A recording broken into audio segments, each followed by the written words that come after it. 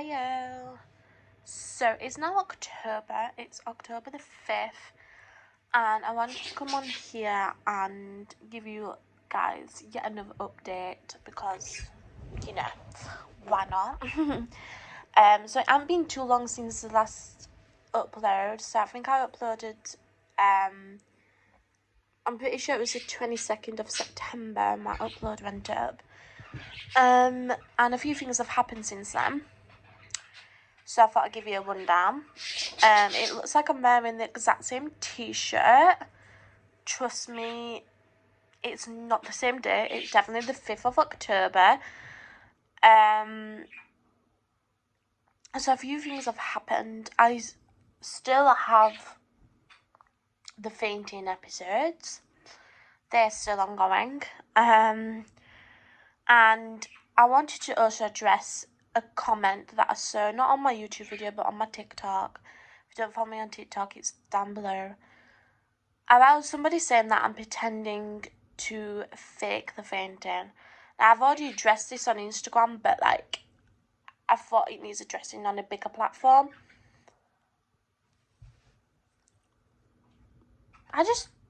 Why would I fake a fainting? I know it may seem, now I'm talking to you, I'm not going to, fingers crossed, I'm not going to faint whilst doing this. And, I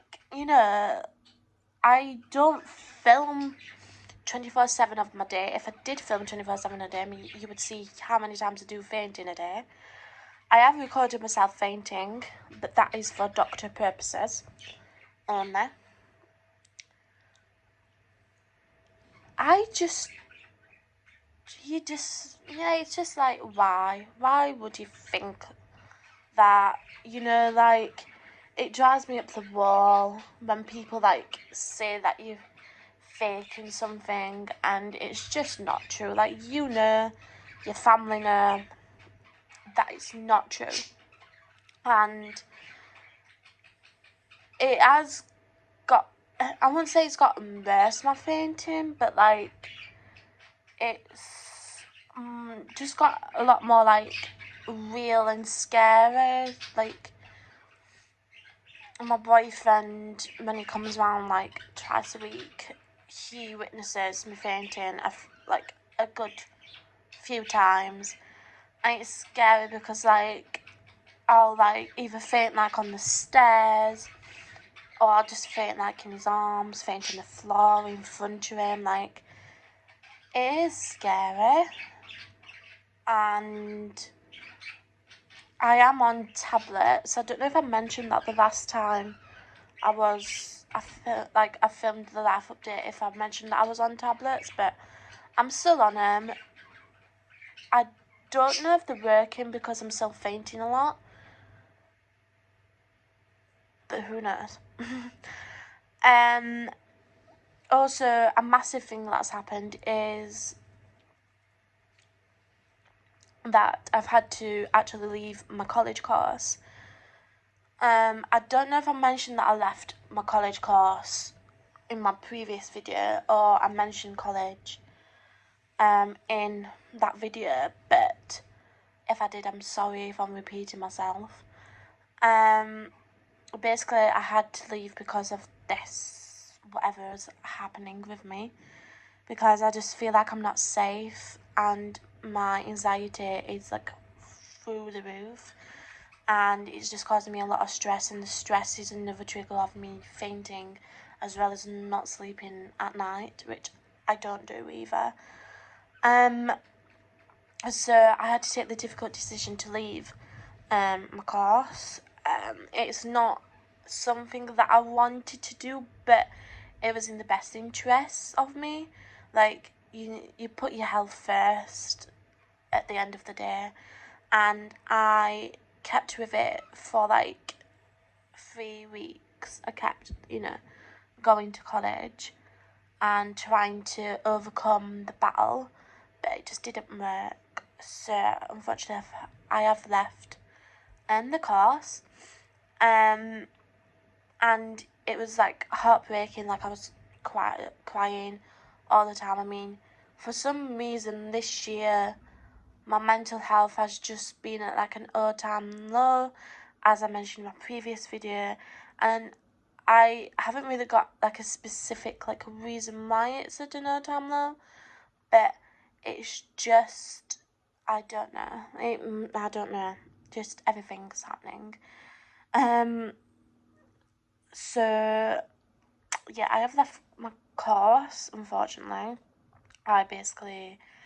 They knew I wasn't well, like with my anxiety rise, but like they didn't know about like the fainting until I told them. And me and my mum had like a meeting over Teams with my course leader and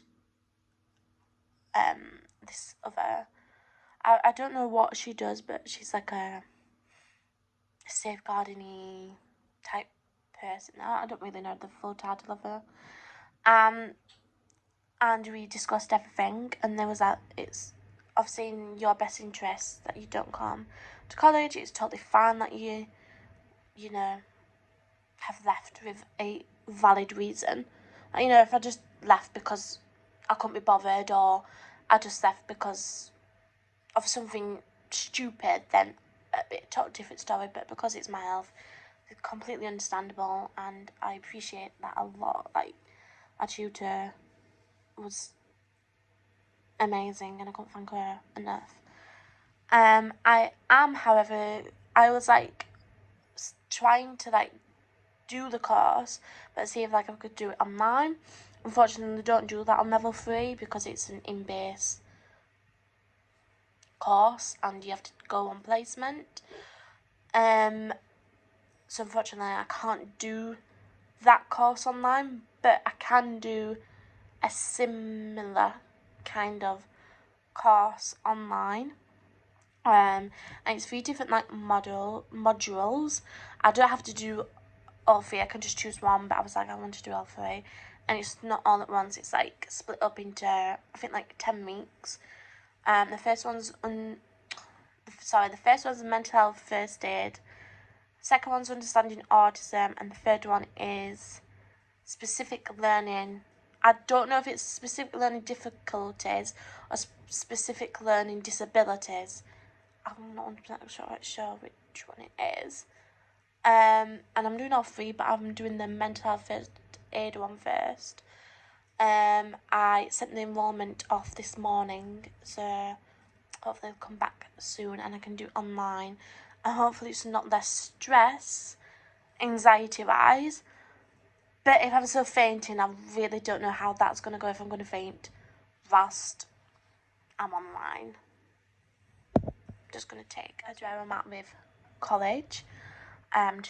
It's just like a waiting game now.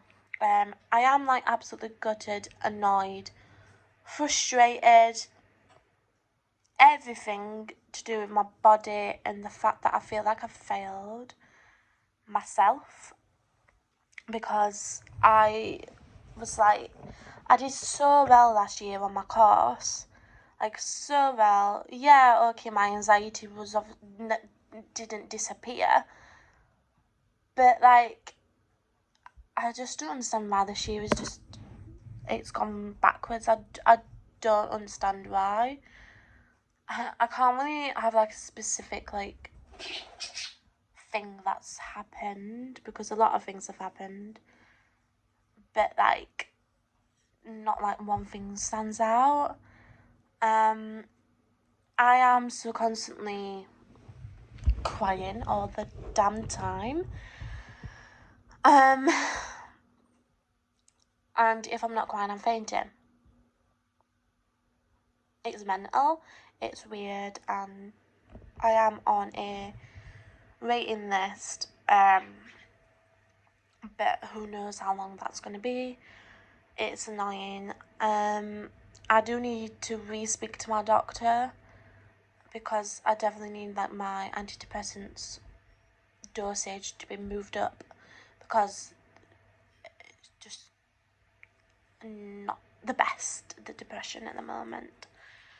Anxiety wise, I'm having my panic attacks back frequently again, and I hate when I have panic attacks, because I have like 2 different panic attacks. There's like one where it's like, you know, I'll have a panic attack and it'll last like half an hour and then I'll forget about it and, you know, carry on the rest of the day.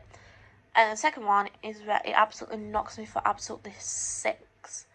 What I mean by that is I have the panic attack, I don't get any symptoms whilst I'm having the panic attack, or if I do, they're very mild. And then afterwards, I'm like completely like zoned out, very, very tired, feel sick, just everything. And I've been getting those kind of ones. So sleep is non-existent. I mean, I've never been a good sleeper, to be fair, since I was born. But I've definitely noticed it since leaving school that it's gotten like a lot worse, and that's like 7 years ago, which is mental. I spoke to the doctor about my fainting again. Last week? Yeah, last week. I spoke to either Wednesday or Thursday. No, Thursday. I spoke to him last Thursday. And it was this nurse practitioner. Oh, that's my mum. And she was like, oh, you need to come in, I want to see you. And I was like, right, okay. I went in with Richard because he had the day off on Friday. Went in, Richard also spoke about what happened during my fainting episode I had, because I don't remember, I know I'm going to faint, so I can feel it coming on, and then after that, like, you could just speak to me and I'm just like absolutely no clue what the fudge is occurring, and that's scary too. And also, like, I don't know if it was last week, it could have been last week, I'm not sure. Yeah, I'm pretty sure it was last week as well. Went out with my boyfriend and my best friend, and I remember, I mean, I was fainting beforehand. I remember I got to the car, I got to my boyfriend's car, and I remember that. I remember getting in, and then I get to the point in the drive where we were going to pick up my best friend, or our best friend, not just my best friend, and I felt like it coming on, and I was like, oh, I'm just going to have to pass out in the car. And I did my absolute best to not pass out. I mean, I know you can't control when you're going to pass out, but like, I was trying my level best not to, because I was just like fed up and tired at this point. And I passed out, like, I think like a few times before we got to our friend's house. And then after that, absolutely no clue what the fudge we did at all. Like, I don't know. Like, it is just like wiped out of my head. And that's scary as well. Because, like, sometimes I'll not like actually faint. Like, sometimes I'm just there and just staring into the abyss. And that's scary. Very scary. And I hate it. And I don't know what's happening. So that's why I spoke to my doctor again, because I was like, something needs to be done. And Richard like saw one of my like episodes whilst I was with my boyfriend last week, and so I explained like to the nurse like what was happening, and she was like, all your observations have come back fine, everything's okay, like your bloods, etc. So she doesn't understand why, so she's like fobbed me off to somebody else. So I'm now at the hospital, And I don't understand this, but I was referred to the falls team. And I'm like, I'm not elderly. And yes, okay, before you come and shout at me, people obviously at a young age can be referred to the falls team. Okay, I get it, but I was just like very confused. I was just like, okay. But I do have an appointment with, I believe the department is genetic. I don't think it's genetic. It's something medicine. Generic? I don't think it's genetic medicine. It's something medicine department. Not well, the 14th of December. I'm sorry, what? It is October. So you telling me from now until December I've got to faint every single day and hopefully things don't get worse. Okay. We will cope and manage and be even more depressed. It's all fine. Like research, like when, because like I can look on like, we have like this website, the doctors have like a website where we can like look at his like records, test results, etc. And I looked and it said that referred to the falls department. I went on Google, typed in Barnsley Hospital falls department, and they did say like a 16-week wait, but like I was like, what the flip? So yeah, 14th, and it's a flipping telephone appointment as well. Not even actually going to see anybody, which is even more like just drives me up the ball. But that is my update. If I know anything else, like if I get to know when I start my online college, then I will update you guys. But other than that, I generally don't know anything. We are going to Blackpool in like 3 weeks' time, which is crazy, mental, scary. Because I just don't really want to pass out on holiday. Like, just not fun. Thankfully, I haven't passed out in public as of yet. I've managed to not pass out whilst like walking like outside and about and stuff. I've managed to be able to control myself, and I don't know how I've managed that. But yeah, it's scary. So I just thought I'd just update you because why not? I'm sorry I haven't been like filming, vlogging, etc. But I generally haven't done anything because I literally don't go out now, like only to shops. Like, oh, got hiccups, sorry. I only go to shops. Generally never go out now because I'm just too scared to go out. So I'm sat here on my own this week anyway, because Rich is working and my mum don't finish until like 6:30. So like I'm on my own, so when I do faint, it is genuinely scary. But I know how to cope. Like I know what to do now because I've done it that many times that it's just, you know.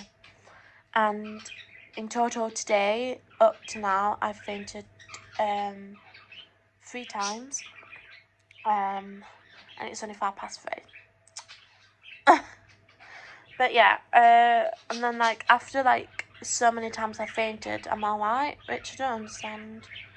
So yeah, hopefully I'm alright now, but who knows? But that's what I'll just update you, let you guys know what's happening in my life. It's just so annoying, it really is.